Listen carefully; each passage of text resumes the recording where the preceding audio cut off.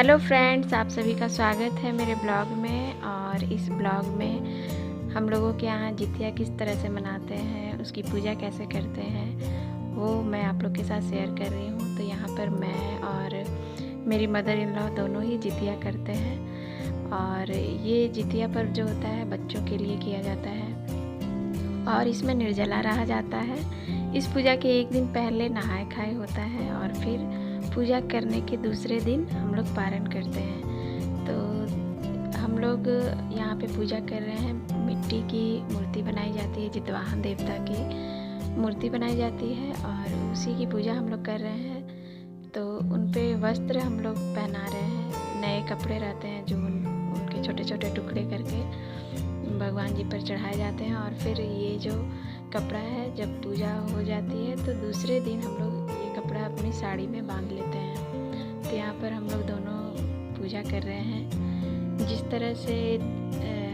मैं जितनी भी पूजा हमारे घर में होती है हम अपनी बालकनी में ही करते हैं, क्योंकि यहाँ पे ही जगह अच्छा मिल जाता है पूजा करने के लिए। रूम में जगह हो नहीं पाता है तो बालकनी में ही हम लोग दोनों पूजा कर रहे हैं।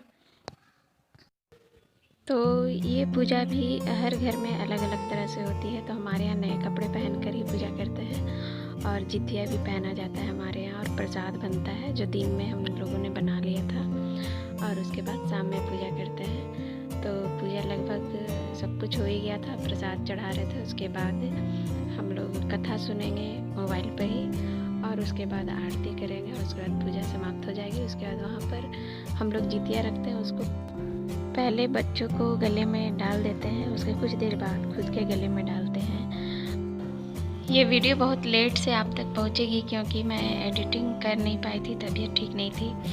तो पूजा तो बहुत पहले थी लेकिन वीडियो लेट से जाएगी आप तक। तो यहाँ पर हम लोगों ने कथा भी सुन ली थी और मोबाइल में ही, और आरती भी कर लिया था। उसके बाद सभी ने वहाँ पर बारी बारी से प्रणाम कर लिया, बच्चों ने भी प्रणाम कर लिया और जितवाहन देवता का आशीर्वाद ले लिया। और उसके बाद दूसरे दिन पारण होता है। तो उस दिन हम लोग बहुत सुबह ही उठते हैं क्योंकि बहुत सारी सब्जियां बनानी रहती है उस दिन। और अब यहाँ पर सभी ने प्रणाम भी कर लिया है। तो अब मेरी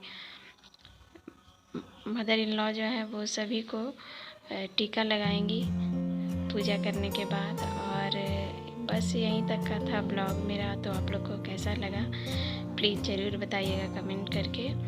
और अब हमने पूजा करने के बाद जो है वहाँ से जितिया उठाकर बच्चों को गले में पहनाकर फिर खुद भी गले में पहन लिया।